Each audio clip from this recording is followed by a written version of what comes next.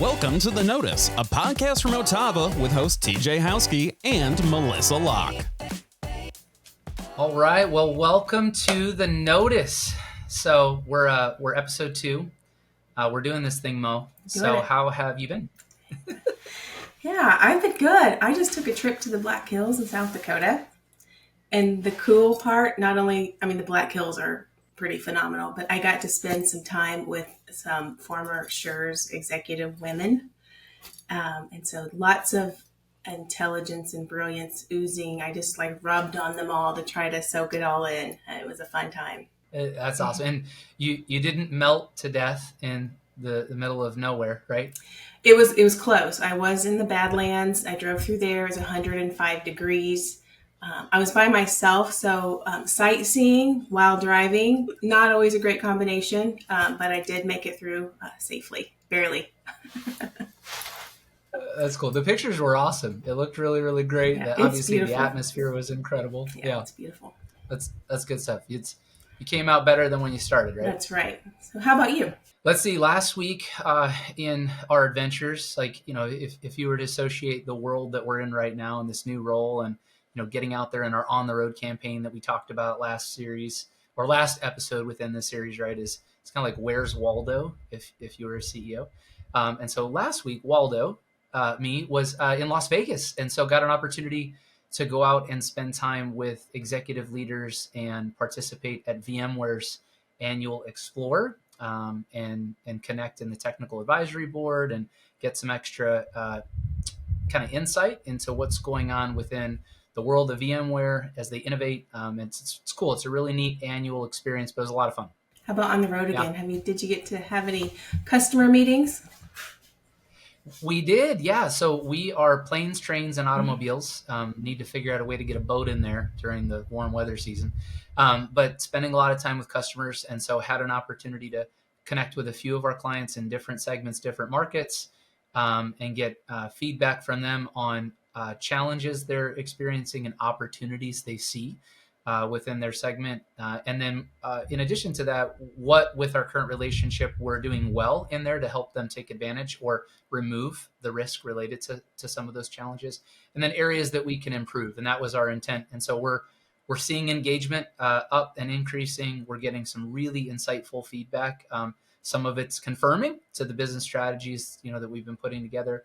Some of it is also new and insightful into the things that we need to, consider as we innovate. So it's been really cool.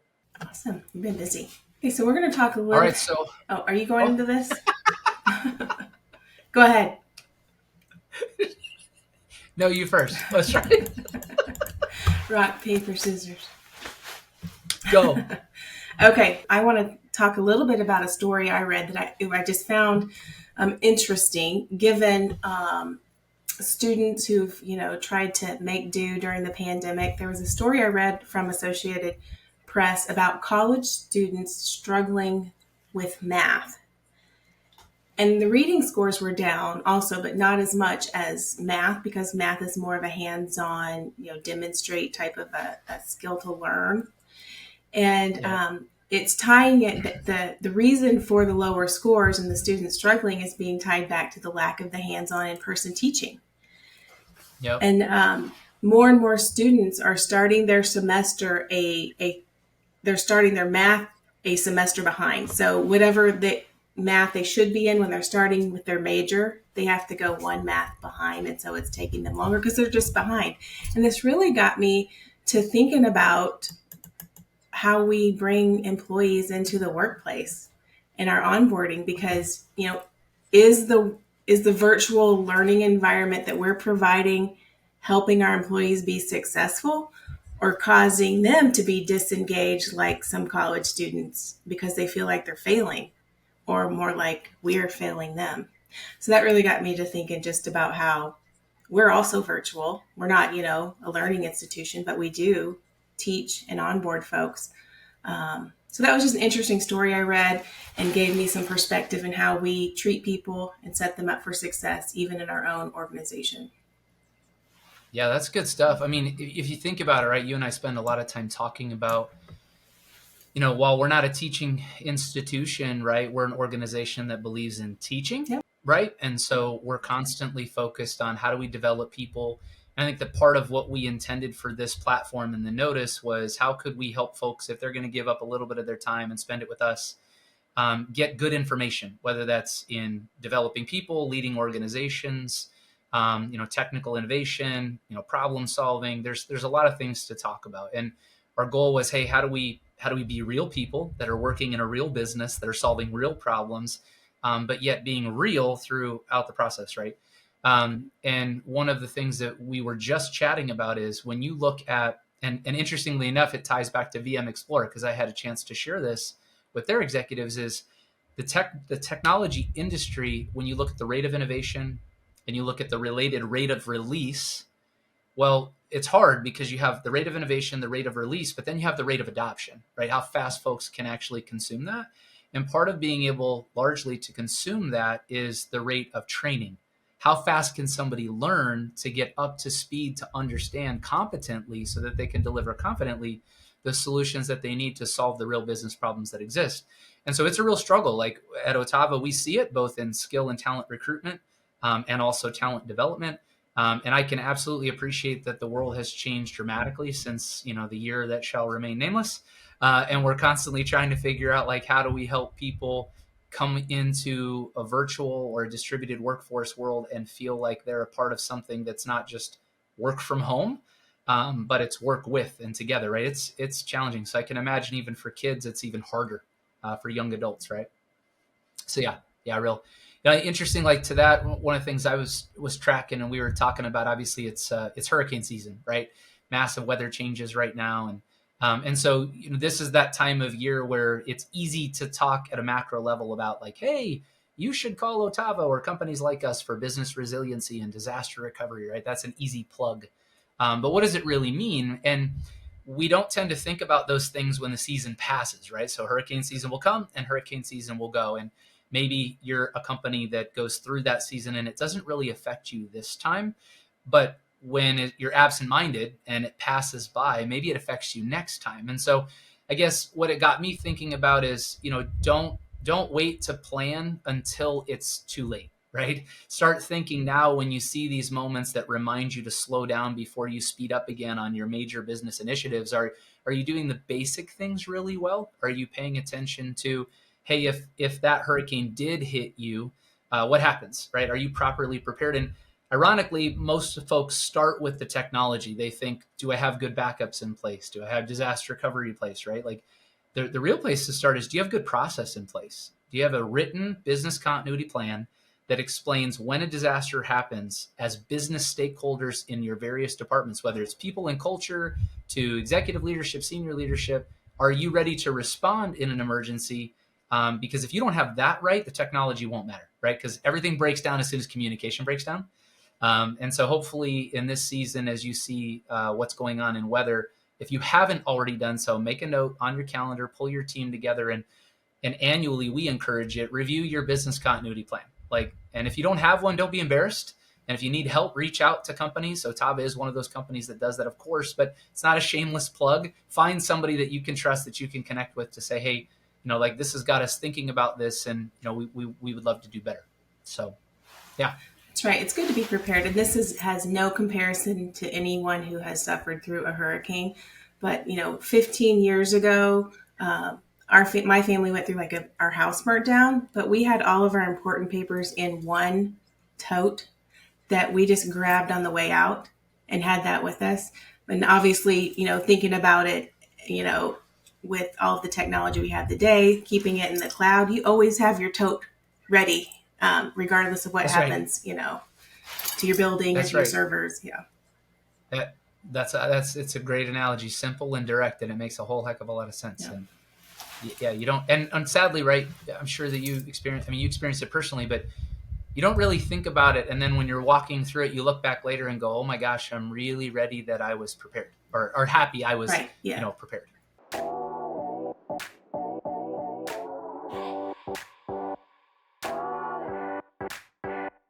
So we like to celebrate people internally or externally. So we got some people we'd like to give a shout out to. So TJ, why don't you share with us one of the customers or partners you met with this week that you would like to talk about?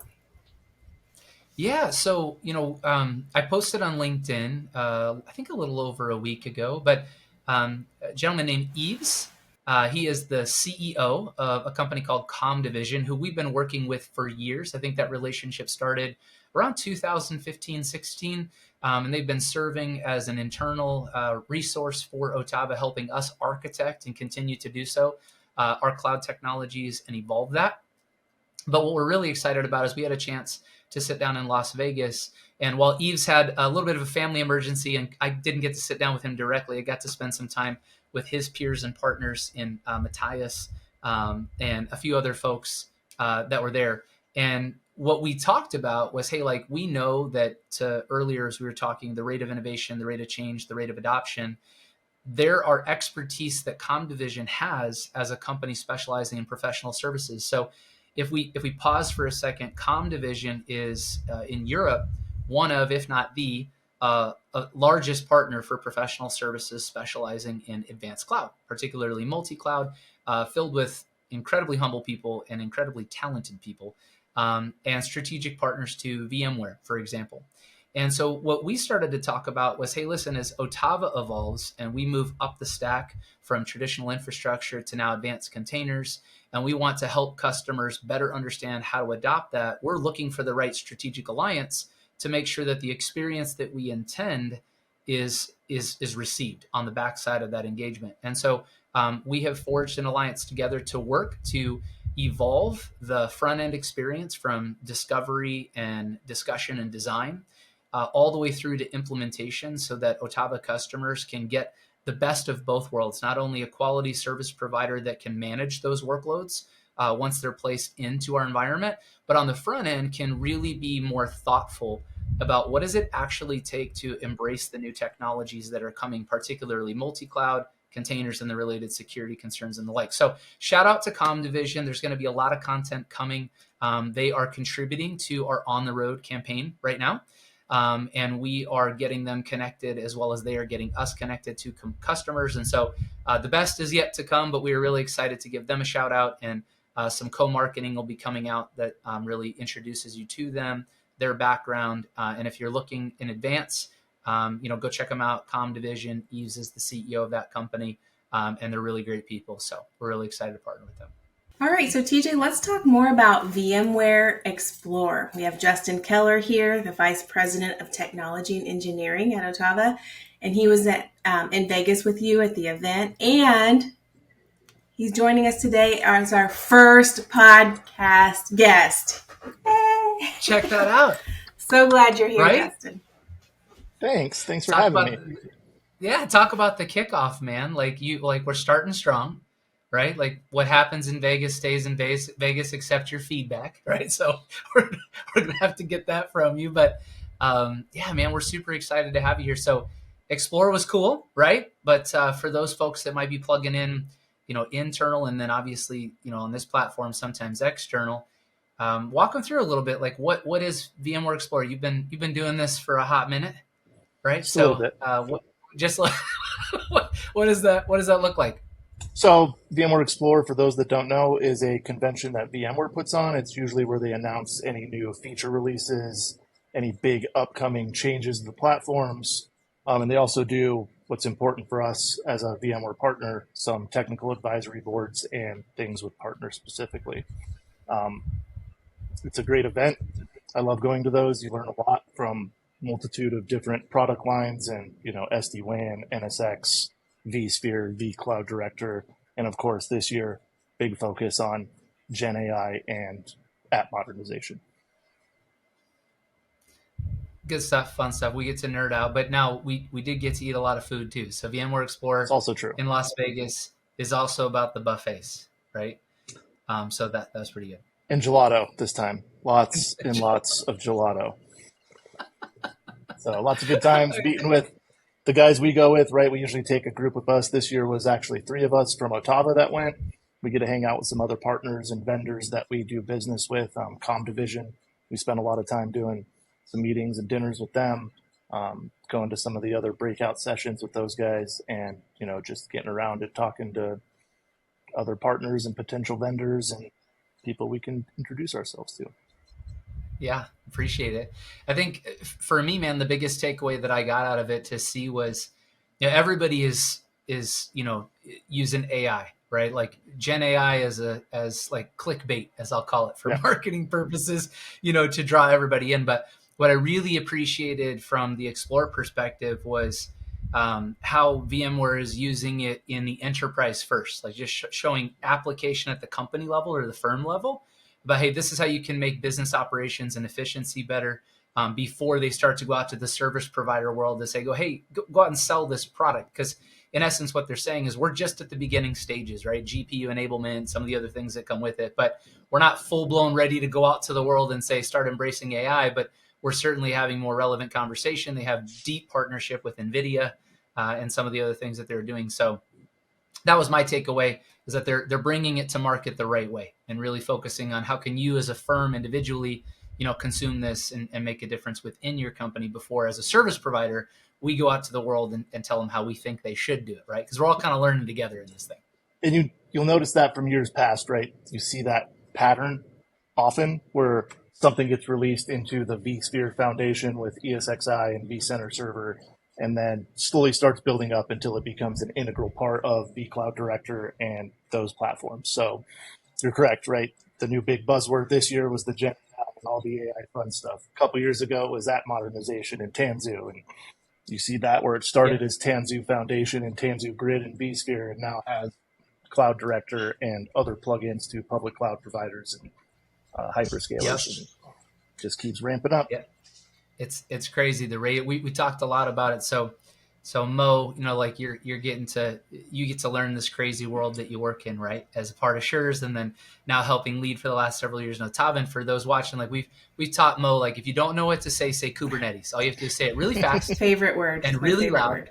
Right? Just Kubernetes, right? And all of a sudden you're like, I'm relevant, right? And now Kubernetes is transitioning to just say AI. Like there's AI for that, right? 15 years ago, there's an app for that. And if you just follow those market trends, you find relevancy. But just so you know, that doesn't translate. So when my husband's talking to me about John Deere tractors and I say Kubernetes, it doesn't work. So. Oh, but I think it does. I think it's good stuff. But yeah, I mean, the other thing that I really like, Jay, is we got an opportunity to participate in the VMware Technical Advisory Board, or TAB, right? So why don't you tell everybody like a little bit about what that is and the honor that it represents for Otava to be invited to participate in that as not only a contributing partner, but as somebody that gets to see behind the scene. Like, what does that mean, like as Otava is a member of the Technical Advisory Board of VMware? Yep. So the Technical Advisory Board, specifically the one we were a partner with, was the cloud providers.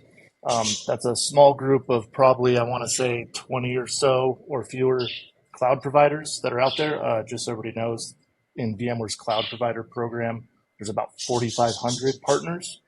So to be a member of that is pretty awesome, right? It's pretty honorable mention there. So we were probably in a room with, 75 to 100 people total maybe. And that's very specifically geared to cloud hosting providers. So for us, there's a lot of talk of, NSXT, which is still doesn't have the adoption that you think it would at this point. Definitely a lot of talk around the transition from NSXV to NSXT. A lot going on there. It was nice to learn that we were actually maybe a little ahead of the curve on that transition than some of our other peers. But it is a big honor to be invited to that and to be able to provide feedback to VMware to what we're seeing with our customers and clients, and some of the technical challenges we run into with their products, providing services to them. So that's really where we can talk directly to their engineering and executive team and make suggestions or feature requests or things like that to provide better service to our clients. Yeah, that's good stuff. That's really, really good stuff. And I think, last one of the biggest takeaways that I had, Jay, like there was, when you look across cloud service providers and you look advancing the stack, like moving from, colo through evolution to infrastructure up to platform, containers now, those kind of conversations, kind of skip ahead in the evolution within the VMware product stack, going from legacy enterprise to VCD, right? And so from an Otava perspective against market, and you look at where we are and what we learned in that room is, for what we're talking almost 10 years now, you've been running VCD clouds, right? Yep. That's a So big deal. I think we put in our first VCD cloud it was either 2011 or 2012. It was vCloud Director version 1.5, which presented a whole lot of challenges and a whole lot of features to be desired, which, they've quickly caught up on, and those things are there now. So that's nice. But yeah, it's nice to see them continuing to push those features for their partners and their cloud providers. I don't know if you guys, probably not Melissa, but maybe TJ was paying attention. A few years ago, 5-6 years ago, there was definitely a lot of rumbling and talking about whether Cloud Director would stick around, whether they would shift directions on that. And they decided to double down and go into it. And that was awesome. And it's showing, right? Cloud Director is almost 100% feature parity to vCenter at this point in vSphere. Like you said, right, there's introductory stuff in there for the AI, right? GPU exposure, virtualized GPUs, app launch pads to download code directly from NVIDIA and deploy it into their now Tanzu Kubernetes platform right inside of Cloud Director. So there's a lot of really cool stuff there, and it makes me super excited that they're continuing to push in that direction.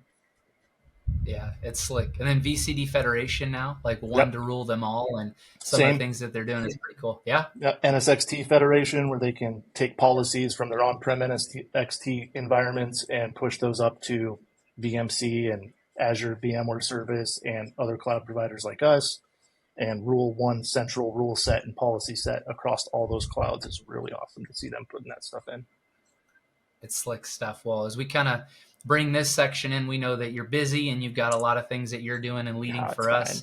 We're we're super grateful and excited and proud of you for stepping into this new role. It's not a small feat to lead an organization of our size with advanced technologies and lead the vision for where we're going in architecture and design, product development, enhancement. You're doing a fantastic job, but why don't you tell, just kind of give your perspective when you look at Otava and you've been here through a lot of different evolutions as we've gone through as a business M&A activity to get to who we are as one organic entity now and evolving it. Like from Justin Keller's perspective, like what makes Otava different? Like why Otava? What do you see and what are you excited about? The biggest thing I see is a drive towards modernization, right? And really mastering our craft around multi-cloud and Cloud Director being a central piece of that. Obviously, having adopted Cloud Director early, I'm a pretty big fan of it at this point. So I really like that. But for what's exciting to me about Otava is our focus on providing really useful business solutions to clients and not just trying to sell them everything under the sun, right? We know we have a vast array of products and not everybody's going to use them all. And I really like the continued focus we're putting on providing those types of solutions to our end users. It's good stuff, man. Thanks. Well, one little thing about you. So in the background, for those listening, you probably heard some birds, right? So there's a few things that are like chirping out there. So just tell the world a little bit about you real quick and about your family, because I just think it's awesome for folks to get to know you. That's what this is about. So I made the poor decision to marry a veterinarian. My family consists of 2 dogs, 2 cats, and 4 birds, which are just little parakeets, but they're very noisy, as you can tell. I was trying to keep them down, but they decided they didn't want to be quiet anymore. I also have 2 visiting dogs. I'm dog sitting right now. So at this point in my house running around, if you see me looking around, it's because I got 4 dogs, 2 cats, and 4 birds all going crazy around me. Got it. So basically, you're this world's version in the technology space is Ace Ventura. Yeah, right? Pretty much. And really, come to be my jungle friends. I can't really take the credit for that. It's more the wife is the Ace Ventura, but I kind of get dragged into it as her, what do you want to call that? Sidekick. There we go. That's the word I'm looking for. Well, those birds heard that you were the first guest on the podcast, and they were like, "No, I don't think so." Mm-hmm. They're like, we will be. Yes. That's fantastic. So, well, cool, man. Thanks so much for spending time with us. Like, we appreciate it. Mo, what do you think? He's doing pretty good, huh? Yeah. Well, I mean, I didn't understand half of what he was saying, and so I just I think you're really smart, and that doesn't say a lot coming from me. Yet I know that really smart people also think you're smart. So I'm happy to Oh, have well, you in thank this you. new role. Yeah. Thanks for hanging out with us, man. We appreciate it. We know you got a lot of work to do, and thanks for everything that you're doing.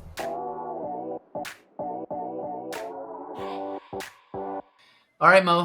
So while I'm jealous that you didn't take me with you and I didn't get to go see your face on Mount Rushmore, I'm really excited to hear about the trip. And so you just got back from an epic trip with some incredibly powerful leaders.